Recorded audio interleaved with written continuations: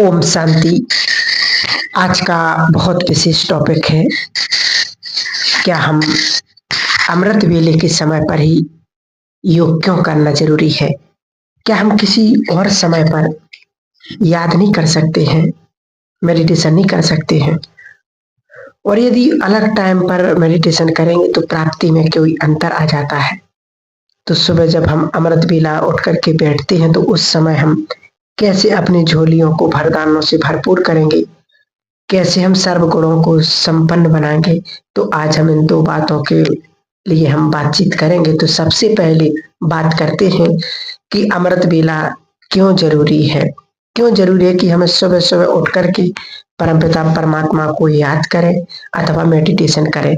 तो देखिए, सबसे पहले तो हम ये बात करनी है कि अमृत वेला नाम से ही स्पष्ट है कि वो वेला है जो अमृत तुल्य है, जिसकी तुलना दुनिया में किसी और समय से नहीं की जा सकती। अगर हम कहीं अमृत वेले के स्थान पर किसी भी समय पर मेडिटेशन करते हैं और हमें इकबाल प्राप्तियां हो जाए, ऐसा नहीं हो सकता है।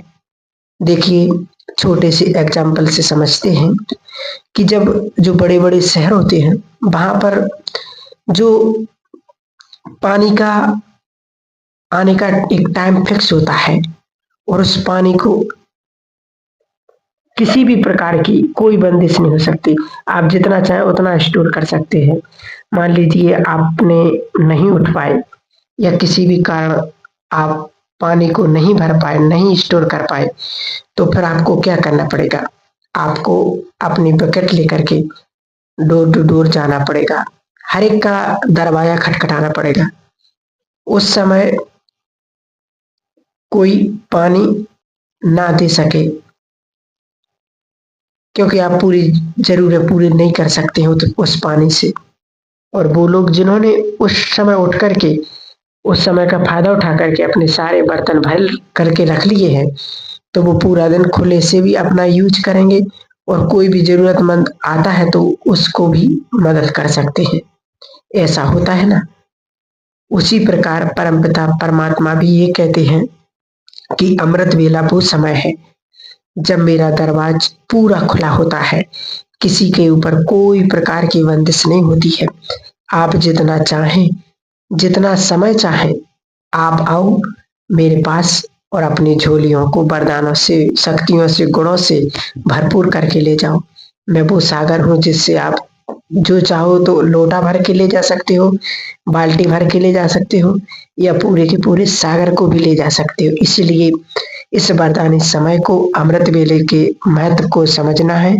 कभी भी किसी भी हालत में इस समय को नहीं गंवाना है, क्योंकि इस समय यदि हम सोए रहे तो कहावत बहुत सुंदर है, जागत है सो पावत है, सोवत है सो खोवत है। अगर इस समय को हमने गंवा दिया तो हमें भी पूरा दिन हर एक के दरवाजे को खटखटाना पड़ेगा कि थोड़ा सा सुख दे दो, थोड़ा सा प्यार दे दो, थोड़ी सी शांति दे दो, थोड़ा सा ये दे दो, थोड़ा सा वो दे दो। अन्यथा अगर हमने इस समय का निरंतर फायदा उठाया, अपनी झोली को भरपूर किया, तो हम खुद भी संपन्न रहेंगे और कोई ना कोई हमसे कुछ ना कुछ लेकर के अवश्य जाएगा। अब हमको ये सोचना है कि मुझे किस लाइन में खड़ा होना है, देने वाले की या लेने वाले की। अगर मैं चाहता हूं कि मैं देने वाले की लाइन में खड़ा हूं, मैं सदा सबको देने वाला बनूं, मैं स्वयं भी भरपूर रहूं और दूसरों को भी भरपूर कर सकूं, तो कभी भी किसी भी हालत में मुझे इस अमृत तुल्य समय को गंवाना नहीं है।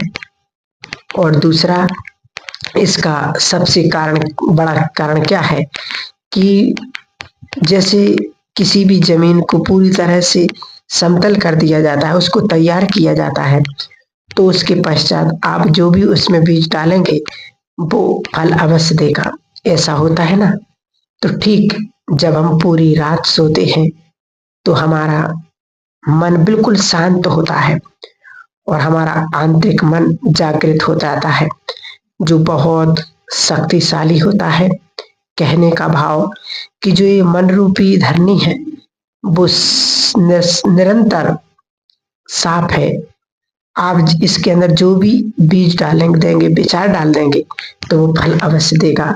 अगर हमने इस समय उठ करके परमपिता परमात्मा को याद किया, पॉजिटिव वाइब्रेशंस लिए हैं, तो अवश्य वो फल देंगे। इसके स्थान पर यदि हमने दूसरी दुनिया की बातें, कोई चिंता वाली बातें डाल दी हैं या कोई लड़ाई झगड़े वाली बातें डाल दी हैं, फिर बाद में हम किसी भी दिन में मेडिटेशन करते रहें, जो बीज पहले से डल गए हैं वो तो अपना फल अवश्य देंगे ना, क्योंकि बीज के ऊपर दूसरे बीज डालते जाएंगे तो कैसे काम चलेगा, नहीं चल सकता ना। इसीलिए कहा जाता है कि अमृत वेला है, इस समय को कभी नहीं गवाना है। बहुत सुंदर सा एक टॉपिक याद आ रहा है, जो एक दीदी ने अपनी क्लास में शेयर किया था अनुभव। उन्होंने बताया कि एक सिख फैमिली है जो अभी भी है, और वो कनाडा में शिफ्ट हो गई। जब वो पंजाब में रहते थे, उनका बहुत अच्छा बिजनेस था, किसी कारण बिजनेस में इतना अधिक लॉस हो गया कि वो आसमान से बिल्कुल जमीन पर आ गए, माना कि खाने के लिए भी नहीं रहा था, इतना क्लेश हो गया था। जब वो परेशान होकर के अपने गुरुजी के पास जाते हैं, तो गुरुजी ने कहा कि इसका सबसे सुंदर उपाय है, आपको सुबह अमृत वेले उठना है। तो उन्होंने कहा कि हम रूटीन ही नहीं था देर रात सोना और सुबह लेट उठना, तो उन्होंने कहा कि कुछ पाना है तो आपको मेहनत तो करनी पड़ेगी। तो उन्होंने कहा हम अवश्य करेंगे। फिर उन्होंने कहा कि आपको सुबह अमृत वेला उठना है और आपको उठ करके जैसे भी उनका होता हो पाठ बड़े प्यार से परमात्मा को याद करना है, और इसके साथ साथ एक कार्य और करना है, आपको अपने घर को एक सदस्य की ड्यूटी लगानी है जो ढोल डाल करके गले में पूरे गांव में बजाएगा और सभी को उठाने का प्रयास करेगा, ताकि उस आवाज को सुन करके ये एहसास हो सके कि ये समय सोने का नहीं है, ये गवाने का नहीं है, उठ करके जागने का, कुछ पाने का है। तो उन्होंने कहा हो सकता है आपको गालियां भी सुननी पड़े, बहुत दूसरी और बातें भी सुनना पड़े, लेकिन आपको घबराना नहीं है। अगर एक भी व्यक्ति उस समय उठ जाता है और अपना भाग्य बना लेता है, तो आपका भाग्य जागृत होना शुरू हो जाएगा। तो उन्होंने वैसा ही किया। कुछ समय के पश्चात उनकी जीवन बदलने शुरू हो गया, उनको इतना प्रॉफिट हुआ, उनको इतने बड़े बिजनेस हो गए, और सभी पूरे व्यक्ति कनाडा में शिफ्ट हो गए, और उनकी आगे भी पीढ़ियां आ गई हैं, और आज भी वो कहते हैं कि वो इस रीत को निभा रहे हैं। आज भी कनाडा से एक व्यक्ति इसी गांव में रहता है, आज भी वो सुबह उठ करके ढोल बजा करके सबको जगाता है, क्योंकि उन्होंने बहुत गहराई से इसके महत्व को समझा कि जब हम स्वयं भी उठते हैं तो अपना भी भाग्य बनाते हैं, और किसी दूसरे को उठाते हैं तो उसका भी भाग्य बनाते हैं, अपने भाग्य को भी हम कई गुणा बना लेते हैं। इसलिए इस समय को खुद भी नहीं गंवाना है, दूसरों को भी नहीं गंवाने देना है, निरंतर प्रयास करते रहना है कि हम खुद भी इस समय को सफल करें और दूसरों को सफल करने की प्रेरणा दें। अब प्रश्न उठता है कि जब हम अमृत वेले उठते हैं तो हमको उस समय क्या मेडिटेशन करना चाहिए, क्योंकि कई बार समझ में ही नहीं आता है कि क्या करें।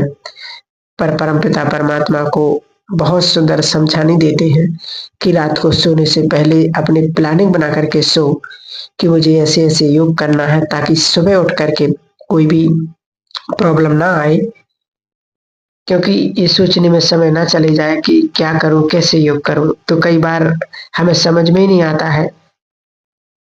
तो इसलिए जब भी सुबह उठते हैं तो सबसे पहले बड़े प्यार से, हो सके आपको इजीली पॉसिबल हो तो जहां आप सोते हैं सामने परमपिता परमात्मा का चित्र लगा दीजिए, ताकि जब भी आप उठें तो सबसे पहले उस परमात्मा पिता के दर्शन हो। कहते हैं ना, सुबह सुबह जिसका चेहरा देखो तो पूरा दिन वैसा ही जाता है। क्या परमात्मा पिता से अधिक सुंदर किसी का दर्शन हो सकता है? नहीं ना। अगर हाँ, आपके लिए पॉसिबल नहीं है तो कोई बात नहीं, सिर्फ मन और बुद्धि को इमर्ज कीजिए, परमपिता परमात्मा को देखिए और बड़े प्यार से उनको गुड मॉर्निंग कीजिए और दिल से धन्यवाद दीजिए, बहुत सारा धन्यवाद कीजिए, क्योंकि जो कुछ आपके पास है वो सब उन्हीं का दिया हुआ है। और उसके पश्चात स्वयं को परमपिता परमात्मा को सौंप कर कि मैं जो हूँ, जैसी भी हूँ, आपका हूँ, आप मुझे चलाओ। क्योंकि जिस दिन हम बड़े हो जाते हैं ना, शायद तभी हमारे से इतने बड़े बड़े बोझों का टोकरा आ जाता है, इतनी सारी प्रॉब्लम्स में हम फंस जाते हैं। परंतु जब हम बच्चे बनकर रहते हैं, जब हमारा पिता हमें जगाता है, तो उससे सुंदर हमें कोई नहीं चला सकता। इसलिए जीवन भर बच्चे ही बन करके रहो कि आप मेरे पिता हो और मैं आपका बच्चा हूँ। आपके हाथ में मेरी डोर है, आप जैसे चलाओगे मैं वैसे ही चलूंगा। इसके बाद आप फील करो कि जैसे परमपिता परमात्मा ने एक छोटे बच्चे की तरह आपको अपनी बाहों में भर लिया है, ढेर सारा प्यार किया और आपके सिर पर हाथ रख करके आपको दिल खोल करके वरदान दिए कि बच्चे सदा सुखी रहो, खुश रहो, शांत रहो, श्रेष्ठ योगी तपस्वी बनो, विश्व का कल्याण करने वाले बनो। आप मेरे नैनों के नूर हो, आप मेरे लाडले बच्चे हो, आप मेरे राइट हैंड हो, आप मेरे सहयोगी बच्चे हो, आप मेरे दिल तक नशीन बच्चे हो। आप जो अच्छे लगते हैं, आप सारे वरदान परमपिता परमात्मा से अनुभव कर सकते हैं।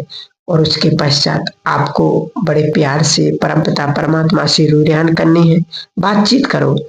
जो भी आपके बात दिल में बात है, कोई भी बात आपको तंग कर रही है, आपको कुछ राय लेनी है, तो आप उससे कहिए। परमपिता परमात्मा आपके हर संबंध साथ निभाते हैं। आपको जो अच्छा लगता है, आप उस संबंध से परमपिता परमात्मा को दिल खोल करके याद कीजिए। आपको जो चाहिए आप दिल खोल करके लीजिए और उसके पश्चात ही आप फील कीजिए कि जैसे कि हम दोनों बिंदु बन गए और चले जाइए परम धाम में। क्योंकि और फिर बहुत पावरफुल स्थिति का अनुभव कीजिए और जैसे अनुभव कीजिए कि परमपिता परमात्मा सूर्य की भांति चमक रही है और मैं आत्मा पावरफुल किरणों के नीचे बैठी हूँ। उन शक्तिशाली किरणों से मेरे जन्म जन्म के पाप धल रहे हैं, मुझ आत्मा की मैल धल रही है। परमपिता परमात्मा उनकी शक्तियों से मेरा श्रृंगार कर रहे हैं, जिसके लिए ज्वालामुखी बीज रूप स्थिति का अनुभव जरूर करना है। नहीं कर पाते हैं तो भल किसी भी मेडिटेशन का सहारा लीजिए, परंतु 10 मिनट पावरफुल मेडिटेशन करना बहुत बहुत जरूरी है। उसके बाद आप चाहें तो सूक्ष्म वतन में आएंगे, बड़े प्यार से परमात्मा पिता से एंजल रूप में मिलेंगे, उनसे फील करेंगे कि परमात्मा पिता अपने हाथ से सर्व शक्तियां आपको दे रही है। जैसे हम किसी से हाथ मिलाते तो उनके हम वाइब्रेशंस को फील करते हैं, उनके पावर्स को अनुभव करते। ऐसे अनुभव करना है कि परमात्मा पिता से उनकी सारी शक्तियां, सारी पावर मेरे अंदर आ रही है और मैं अपने आप को बहुत पावरफुल शक्तिशाली स्थिति में अनुभव करेंगे।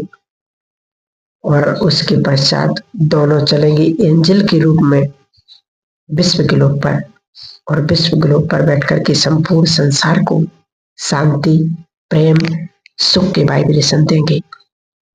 उनसे जो दुआएं मिलेंगी वही आपके दिव्य पुरुषार्थ में काम आएगा। इस प्रकार से हम बाबा को याद कर सकते हैं, उठ सकते हैं, उनसे मिलन मना सकते हैं। ओम शांति।